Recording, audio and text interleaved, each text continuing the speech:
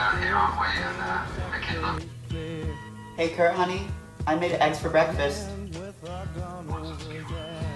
Okay, I'm coming.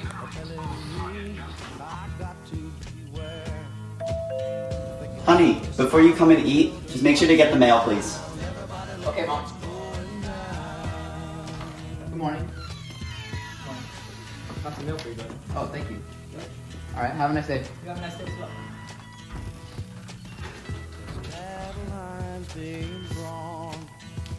Nobody's right if everybody's wrong. Young people speak in their mind, are getting so much resistance from behind. Time we stopped. Hey, what's that sound? Everybody look what's going down.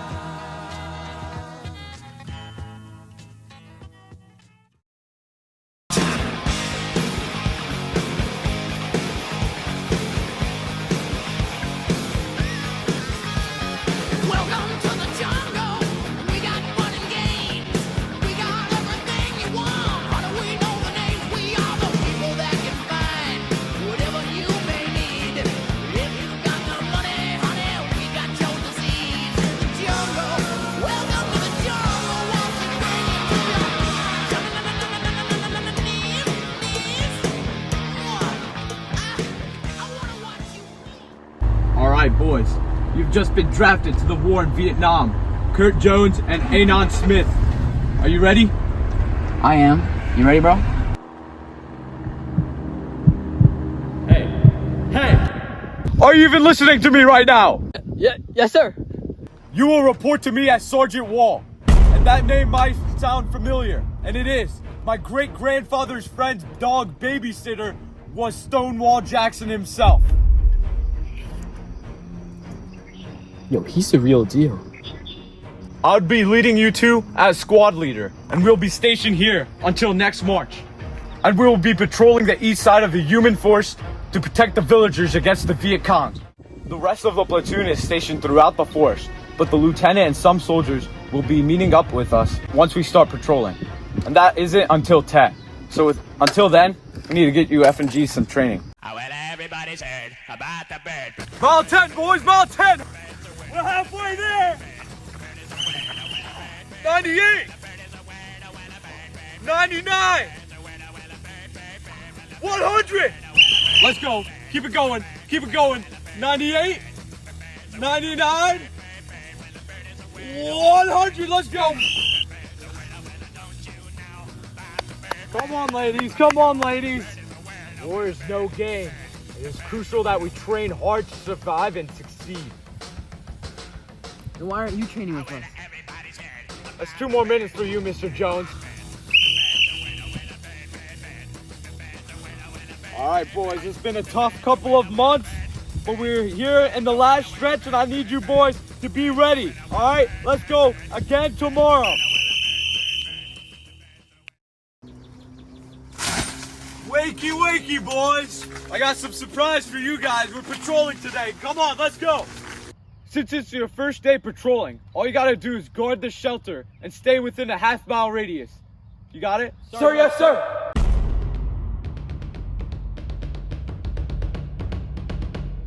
Along the northern coastline, the Trang and Quy Nhon have come under fresh mortar fire. And earlier today, South Vietnamese President Thu declared martial law. It all amounts to the most ambitious series of communist attacks yet mounted, spreading violence into at least 10 provincial capitals. Oh, my baby boy, he's just too young. Oh, I can't bear it anymore. Turn the TV off. Turn the TV off. Dad, I'm worried. Why does Kurt have to be in the war? I don't know, son. It's hard to say. These days it feels like the government cares more about containment than the liberty of our own citizens. He was so young. How's he allowed to go to war? Why was he even able to get drafted when he can't even vote or have a say in our government? Damn it! Why do they have to take my boy? Risking lives for this war? What's the point? What if he comes back with PTSD, a missing arm, or worse, not at all?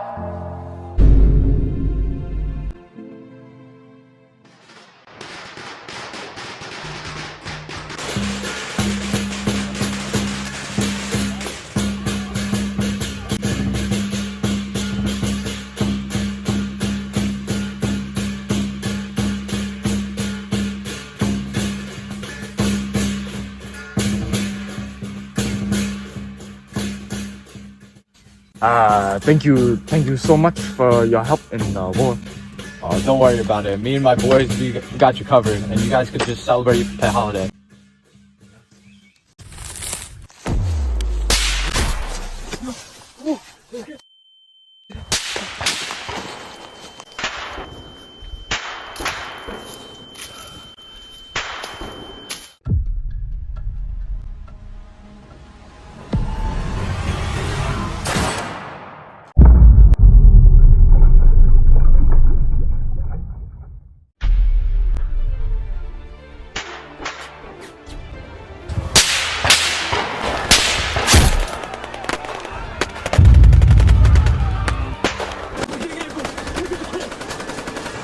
Go back to camp! Help Jay, take him off!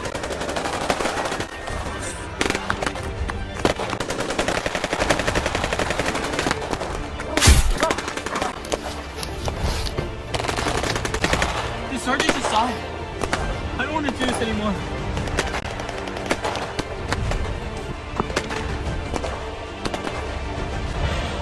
Lieutenant, head to the shelter. Assist Squad A. Sergeant Walls down. I repeat, assist Squad A. Sergeant Walls down. Copy that. I'm on my way. God damn it, Sergeant.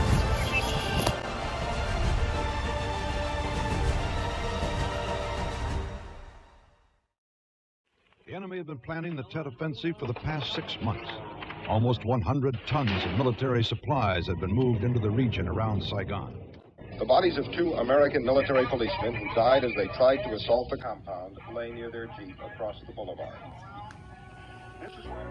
God damn it, Mary. Look at them. They're dying out there.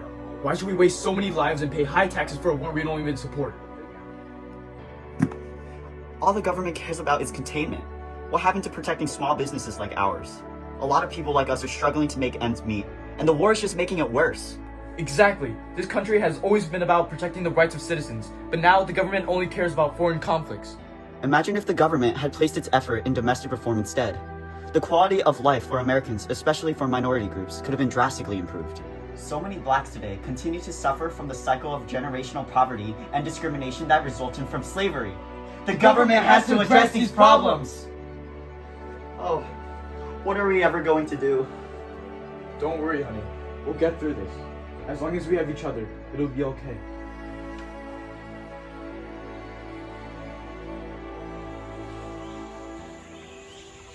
We're all clear. All clear. Alright, come on out.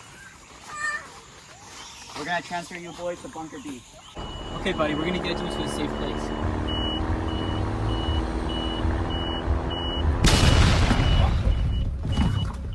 What was that? I'm gonna go check it out. You guys stay put. Okay. Alright, Anon, we've been waiting for a while. You and the kids stay in the car. I'm gonna go check on the lieutenant. Stay put, okay? Take care of the kid.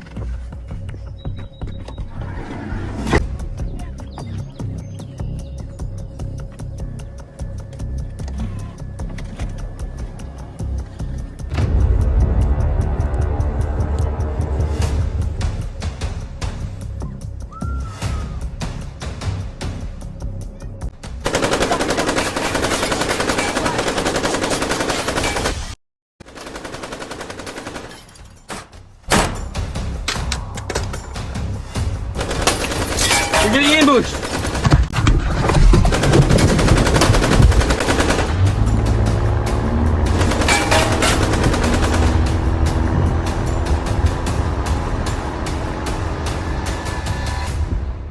Mayday! Mayday! But it is increasingly clear to this report that the only rational way out then will be to negotiate, not as victors, but as an honorable people who lived up to their pledge to defend democracy and did the best they could. What do we think about this? It's very disheartening to see the systematic persecution of the South Vietnamese groups that oppose the cruel Diem regime. We claim to be promoting liberty throughout the world, but in reality, the US supplies are being used to suppress any voices that dare to envision a better and freer future for Vietnam. Absolutely. This is a dark period for Vietnamese history. The Diem regime prioritizes greed and the political corruption over the welfare of its people. Anyone who challenges or opposes this regime is swiftly silenced, imprisoned, or even killed. Yes, and what's even more alarming is how the U.S. rationalizes its support of the regime, claiming that it is necessary to stop the spread of communism. The desire to maintain control overshadows any concern for human rights or the well-being of the Vietnamese people. The atrocities committed in places like My Lai are a horrifying showcase of the extent to which the U.S. is violating the basic principles of freedom and human rights. The mass murder of innocent civilians exposes the brutality and disregard for civilizations that is ongoing in South Vietnam. I couldn't agree more. We must strive to create a world where political persecution and violence against civilians are condemned and prevented, and where individuals are empowered to seek positive change without fear of reprisal. If we want to change, we must do something about it. We need to spread this message, and I am afraid that protesting is the only way.